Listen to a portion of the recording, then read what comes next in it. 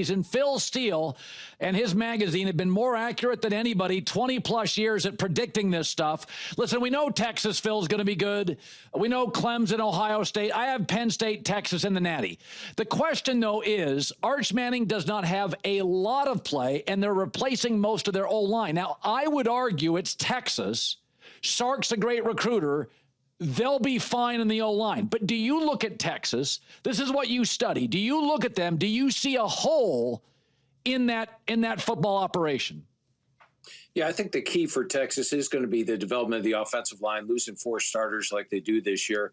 Also look at that schedule. I mean, playing Ohio State on the road, Florida on the road, Georgia on the road, and Oklahoma in Texas. Those are 4 pretty tough road games. They may be like Ohio State last year, where they lose a game or 2 during the season, but once they get to the playoffs, they're going to be tough. I love their defense, though, Colin. I rated the best defense in the country, led by Anthony Hill, a linebacker.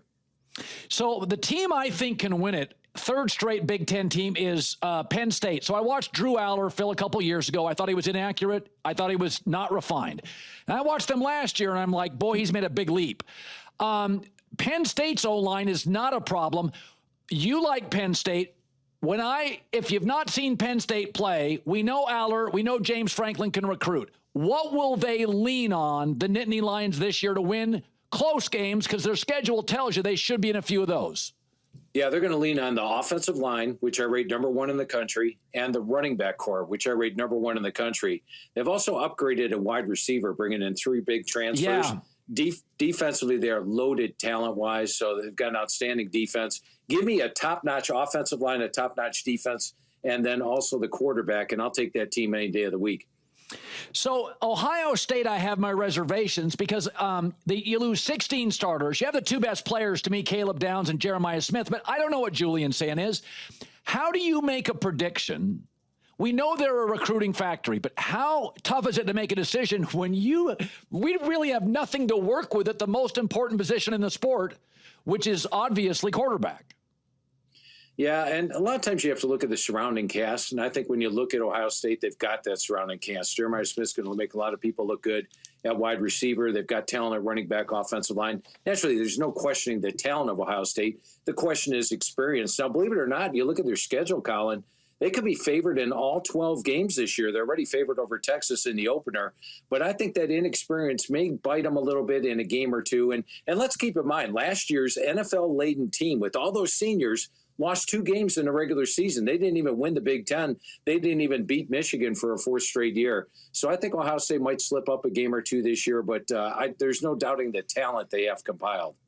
So we all talk about Arch Manning, but last night I had an extra hour, and I just went deep diving on Cade Klubnik, and I went back to his Austin High School, Westlake in Austin. The kid is a real athlete. Arch is going to get the love. Nussmeier, Drew Aller, and I looked at this kid, and I'm like, because the ACC doesn't get the love, Clemson doesn't use the transfer portal much. I think they have 3 guys they went this year, which is a surplus for them. Is it possible that Cade Klubnik, he is the best quarterback in the sport this year? Yeah, I picked him to win the Heisman, Colin, and I'll tell you why. You go back 2 years ago, he had 19 touchdowns and just 9 interceptions, and people were wondering about him. But coming into that season in 23, he lost his top 3 receivers due to injury. Well, last year he got those injured receivers back. They added in a couple of top-notch frosh, and all of a sudden, 36 touchdowns, just 6 interceptions. He's operating behind my number 2 rated offensive line. He's got my number 2 set of receivers to throw to. And when I look at Clemson's schedule, I've got him winning all 12 games. So I think Klubnik leads the nation in passing, leads a 12-0 team, and I believe he's going to take home the Heisman this year.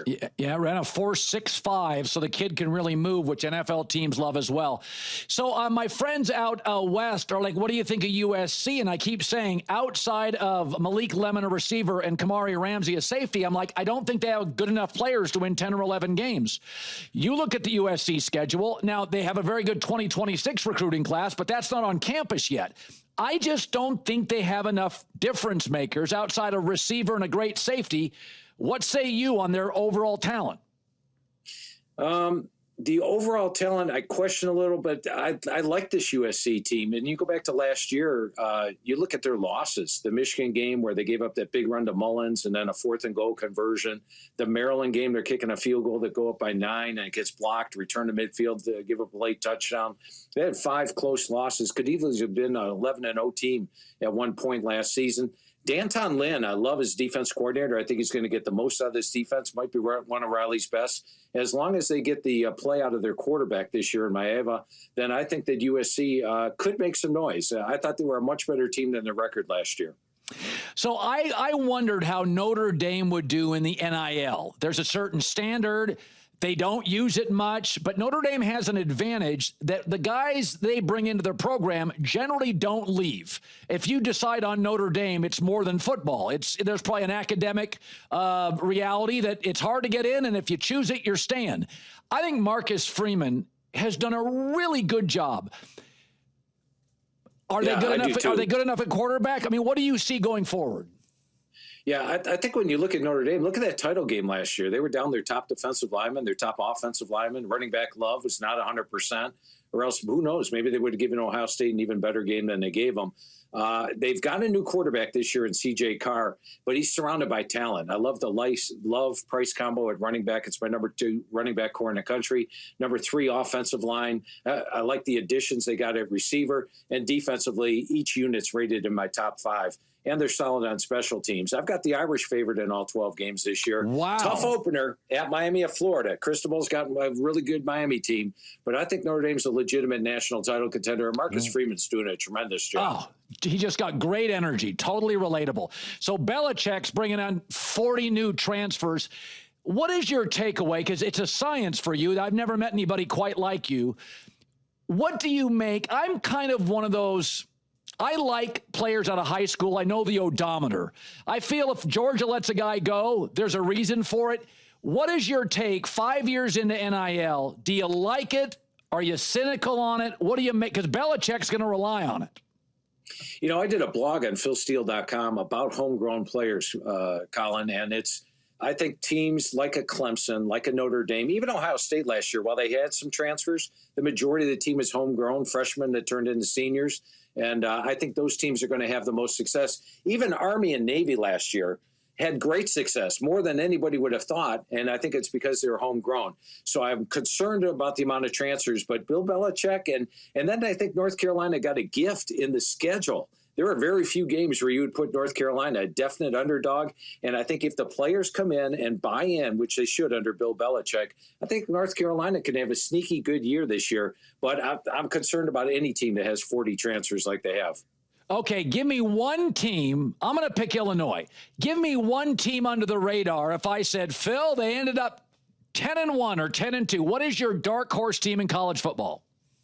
Yeah, I like your Illinois pick. I think a lot of people are picking it, and so I'm going to go away from that. I'm going to say Oklahoma, a team that was 6-7 last year.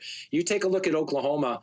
Last year they had 0 returning starters on the offensive line. They were down their top 5 receivers at one point due to injury. Well, this year they've got a veteran offensive line, a veteran receiving core. They get their injured players back, much like Cade Klubnik at Clemson. Did 2 years ago. They've added in Jaden Ott, who was the best running back in the Pac-12.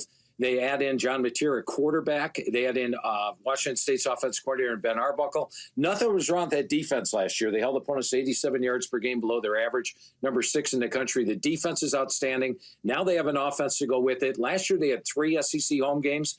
This year they only have 3 SEC road games. They have the Texas game at a neutral site. Watch out for Oklahoma. They could be that 4th SEC team to make the playoff. Okay, you can hear his knowledge. Go to philsteele.com. When I watch college football on a Saturday, one thing I always have, and it's not a draft beer, it's Phil Steele's magazine in my lap as I am following the sport. Philsteele.com, is that the best place they can go to get your mag? Yeah, Barnes & Noble, Books A Million, the only 2 brick-and-mortar stores are philsteele.com. Awesome. You get me all fired up. Thank you, Phil. Hey, always great talking to you, Colin. All right, Oklahoma. Hey, what do you make of that Oklahoma story and the quarterback and the Venmo thing?